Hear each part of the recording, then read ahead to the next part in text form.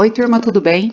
Hoje falarei sobre febre amarela. Esse assunto está inserido em zoonoses aplicada à saúde pública. Antes de iniciar a aula, deixe seu like, compartilhe com seus amigos e ative o sininho. Assim você irá receber todas as minhas futuras aulas lançadas. Então vamos dar início aqui na febre amarela. É uma doença infecciosa, febril aguda, ou seja, ela tem um desenvolvimento rápido, podendo a pessoa ou o animal, infectado chegar a óbito em pouco tempo. Essa doença ela não é contagiosa. Tem gravidade variável, podendo ser assintomática ou sintomática. Então, assintomática não tem sintomas. Sintomática tem os sintomas. Em relação aos sintomáticos, eles são divididos em leve, moderado, grave e forma maligna. A forma maligna é que apresenta as manifestações hemorrágicas, mas isso a gente vai ver mais para frente. Essa doença ela é endêmica nas florestas tropicais da América do Sul e África. A febre amarela é uma arbovirose, ou seja, é uma doença causada por um arbovírus. Este vírus ele será transmitido através da picada de um vetor. O vírus estará hospedado essencialmente por artrópodes, né?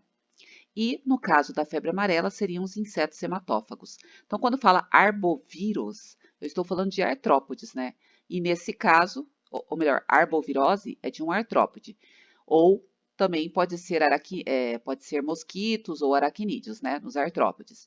E dentro dos artrópodes, na febre amarela, a gente vai falar dos mosquitos, ou melhor, insetos hematófagos. A letalidade no ano de 2018 foi de 34,8%. Dando continuidade, agora agente etiológico. Agente etiológico seria o causador da doença. Então, o vírus da febre amarela ele pertence ao gênero Flavivírus da família Flaviviridae. Então, Flavivírus da família Flaviviridae. Aqui está mostrando. Do latim flavus é igual a amarelo, ou seja, vírus amarílico. Esse vírus ele vai infectar os hepatócitos, que são as células do fígado. Possui o genoma constituído de RNA de fita simples, não segmentado e polaridade positiva. O genoma completa 10.862 nucleotídeos, que codificam 3.411 aminoácidos. Agora vamos aos ciclos. Em relação aos ciclos de transmissão, existem dois ciclos básicos.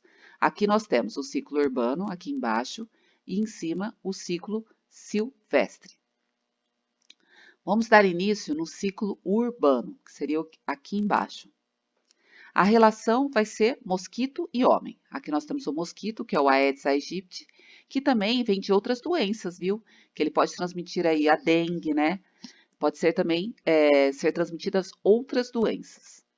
Então, aqui vai ser mosquito-homem, onde o Aedes aegypti vai disseminar a doença. Lembrando que o vírus está dentro do mosquito, tá? O mosquito, né, infectado. O mosquito tem que ter o vírus dentro dele para poder transmitir a doença.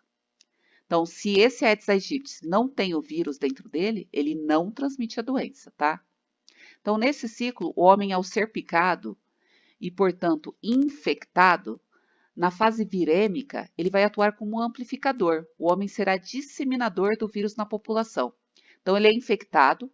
Nessa fase, se algum mosquito for e picar ele, um Aedes aegypti, esse mosquito, depois de picar ele, vai se tornar-se infectado e pode picar outra pessoa, transmitindo assim o vírus. Então, o homem infectado, ele é que introduz o vírus em alguma área urbana. Por exemplo, o homem está infectado, ele vai em um outro lugar urbano da cidade e lá ele é, ou melhor, a fonte de infecção a novos mosquitos, que outros mosquitos podem vir, o Aedes aegypti, picar ele e aí acabar transmitindo essa doença novamente, né? Então, o ciclo ele vai se perpetuar, a não ser que realizem campanhas de vacinação e controlem o vetor, que isso é em profilaxias e que eu vou explicar mais à frente, tá? Então, aqui é o Aedes aegypti, né, no ciclo urbano. Podemos ver aqui, ó, o Aedes aegypti, que é o mosquito do ciclo urbano, tem o vírus da febre amarela e a pessoa, ela fica infectada pelo vírus. Agora, vamos para os ciclos silvestres, tá? No ciclo silvestre, o humano é infectado acidentalmente quando penetra na mata. Você pode ver aqui, ó, tá o homem aqui, ele vai entrar na mata. Então, aqui ele vai ser picado pelos mosquitos, né? O Haemococcus e Sabetes, tá? Então, pelos mosquitos Haemococcus e Sabetes. Os mosquitos, além de serem transmissores, são os reservatórios do vírus, pois uma vez infectados, assim, permanecem por toda a vida.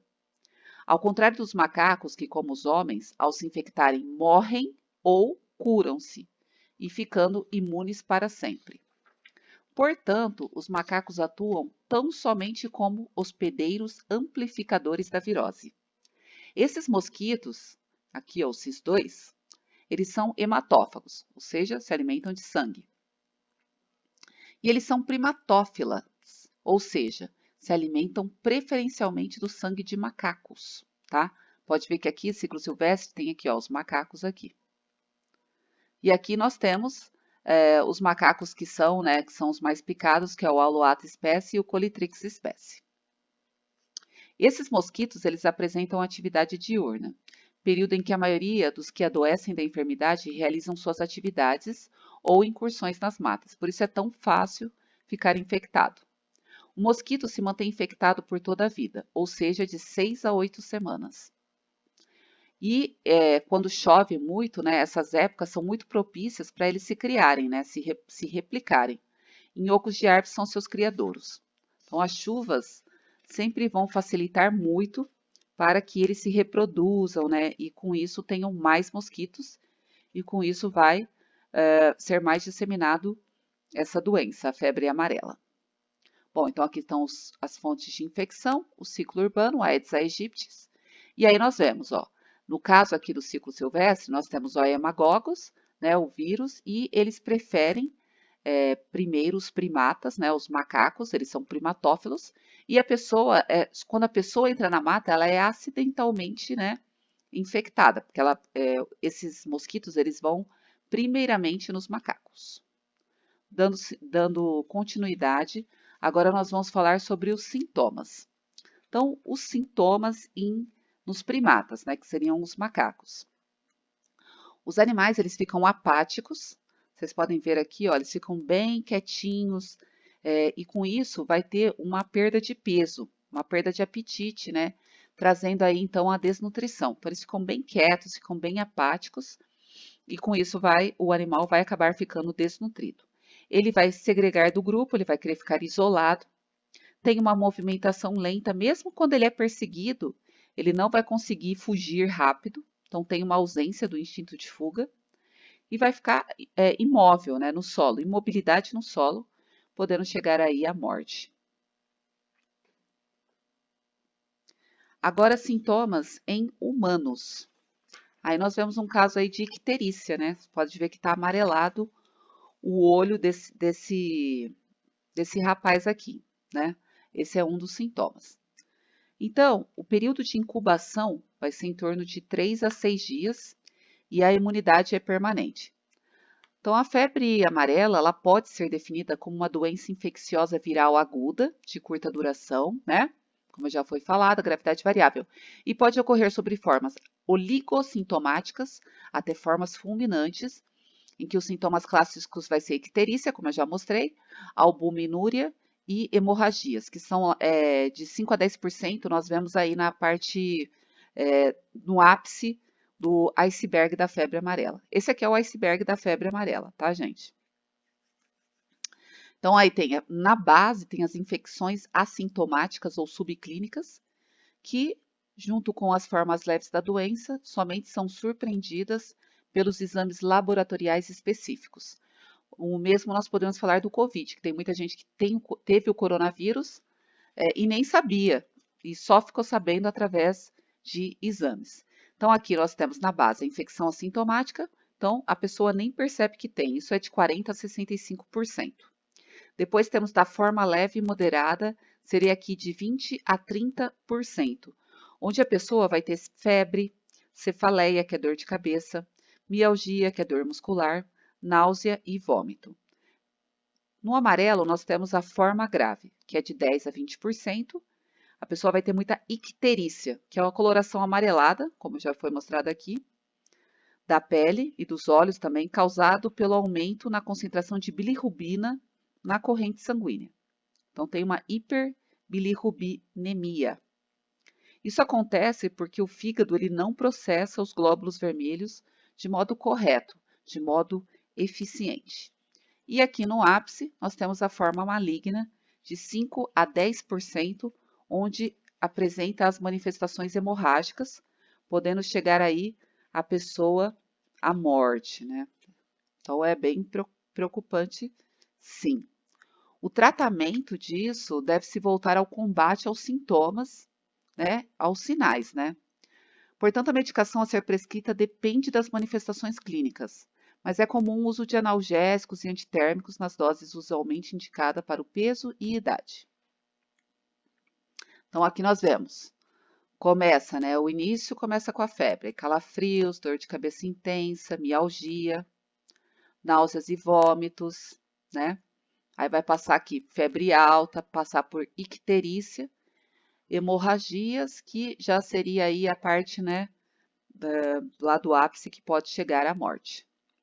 E para finalizar, nós vamos falar das profilaxias. Lembrando que a febre amarela, ela faz parte da lista de doenças de notificação compulsória. Então, qualquer suspeito ele deve ser imediatamente notificado à autoridade sanitária local, estadual ou nacional. E esta notifica os organismos internacionais. Então, tem que ter. Em caso de primatas, né, tem que ser notificado também e investigado, né? Uma investigação vetorial dos vetores. E no caso dos Aedes aegyptis, vai ter o controle vetor urbano, mas no silvestre é muito difícil, né? Não dá, né? E é bom sempre estar informando as populações, né? Informação de educação e comunicação, saúde pública é muito importante.